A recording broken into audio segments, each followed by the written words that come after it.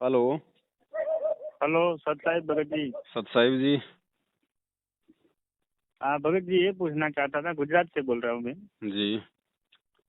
कि हमारे संबंध में कोई मर जाता है तो उधर जा तो सकते हैं ना? जाने के लिए कोई मना नहीं है, सुख दुख में शामिल होने के लिए हाँ गुरुजी ने मना नहीं किया है। हाँ हाँ हमने केवल अपनी मर्यादाओं का और गुरुजी ने जो नियम बताए उनका ध्यान रखना है, बाकी चाहे कहीं जाओ। हाँ। उधर खाना तो नहीं खाना है ना? खाना केवल हमने उधर खाना नहीं सब।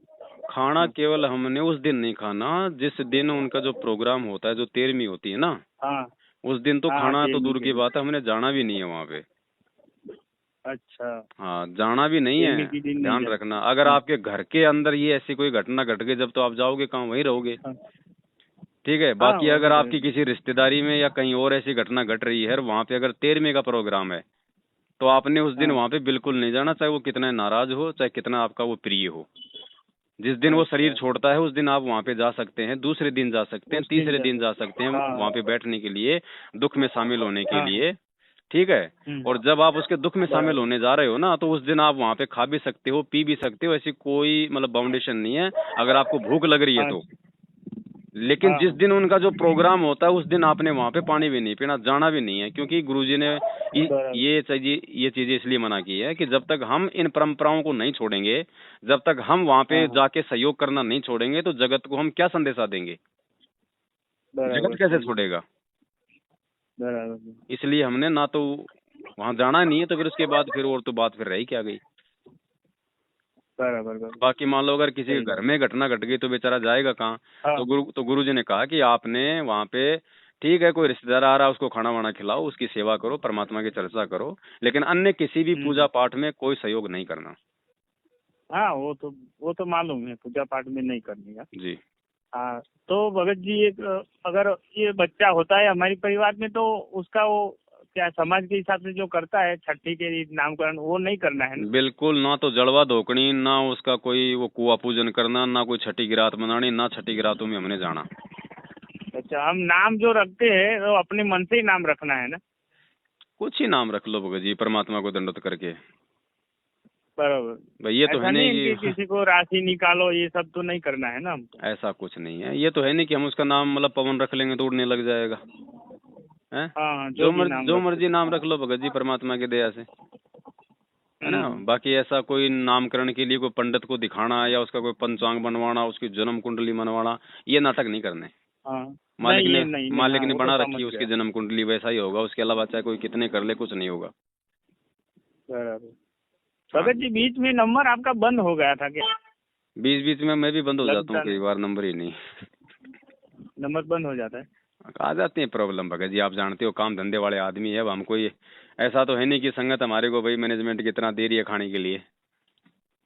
नहीं है कि नहीं, नहीं? वो तो हाँ, तो हमने बराबर। अपना हाँ काम धंधा करके अपनी रोजी रोटी करनी है, तभी आपका समाधान कर पाएंगे, नहीं तो हमारी बुद्धि भ्रष्ट हो जाएगी, आपका क्या करेंगे? हाँ, वो तो बराबर हो, काम धंधा तो करना ही है, भक्ति भी है ना? करना है। क्योंकि आराम का खाने से बुद्धि भ्रष्ट होती है ना। हाँ, वो तो मेहनत तो करना ही है। हाँ। भगत जी, ये लास्ट में जब गुरुजी जेल में गया, जो कांड हम्म। बरवाला कांड हुआ था, हम्म। तो भगत जी की सही में कितने भगत जी जुड़े हुए थे? टोटल उस समय ये तक तो नामदान केंद्रों, ये तो अभी नामदान केंद्रों में बहुत भगत जी बन रहे हैं, लेकिन जब सही में गुरुजी ने कितने लोगों को नाम दिया था 14.5 लाख। 2014 में? साढ़े 14 लाख। 2014, 14.5 लाख। हम्म। 2014 में? हम्म। अच्छा, वही तो अभी गुरुजी को जेल में है, तो हम अगर कभी उसका दर्शन करना चाहे तो कर सकते हैं? अलाउ नहीं है, ना मिल सकते, ना आप उनके दर्शन कर सकते। अच्छा, ऐसा है। देशद्रोह का मुकदमा है भाई। हाँ, देशद्रोही का मुकदमा है, तो इधर जा भी नहीं सकते। जाना भी किस लिए है? परमात्मा आपके घर पे नहीं है क्या? करते तो है, तो जब आश्रम फोटो में आ है। जाएं, जब सत्संग करे उस समय जाओ। आज क्या करोगे वहां जाके? हाँ, वो तो बराबर है। ये तो मूर्ख बनाया सही जा रहा है बात। संगत को इन लोगों के द्वारा। हाँ, वहां जाओ, धक्के खा तो के आ भगत जी, जाओ। हाँ, हम्म, बताओ। क्या गुरुजी आ पाएंगे कि नहीं आ पाएगा, क्या अंदाजा है? देखो ये तो आप सोचो भगत जी, अब मैं कोई अंतर्यामी तो हूँ नहीं जो बता दूंगा गुरुजी आएंगे कि नहीं आएंगे, ये तो आप सोचो। नहीं वो तो हम तो अंतर्यामी नहीं है। हाँ वो तो पहली बात तो आप भगत तो ने ये सवाल ही पुराने नहीं इसके करना लिए। चाहिए। नहीं कोई नहीं पुराना नहीं होता यहाँ, मैं पुराना लग गया तो मेरे कोई मतलब फीस थोड़ी लग गई भगत जी। हाँ पहली बात तो भगत ने ये सवाल ही नहीं करना चाहिए गुरुजी आएंगे या नहीं आएंगे। ये सवाल करने का मतलब है हमने सत्संग नहीं सुने परमात्मा के अच्छे से। वो तो क्या है कि हमको थोड़ा दुख होता है क्या कि गुरुजी दुख किस बात का होता है? सत्संग में मजा आता है। दुख किस बात का भगत जी? परमात्मा कोई बेचारा है, लूला है, लंगड़ा है, गरीब है, ऐसा है, क्या है वो? नहीं ऐसा तो नहीं। तो फिर दुख किस नहीं बात का ऐसा हो तो रहा है? नहीं। क्या दर्शन करेंगे तो अच्छा है, ऐसी बात है ऐसा। तो दर्शन तो भगत जी, दर्शन तो जब आएगा समय तो परमात्मा दर्शन भी देगा।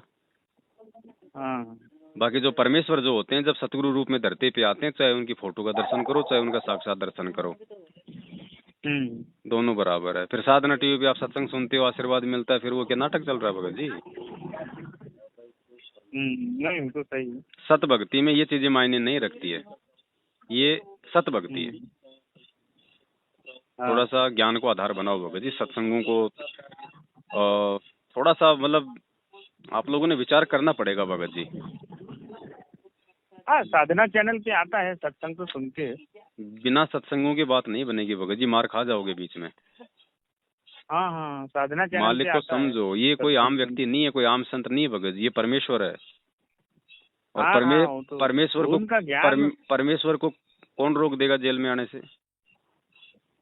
बराबर कौन रोक देगा? और वो जिस काम को वो करने के लिए आया है उसको कौन रोक देगा?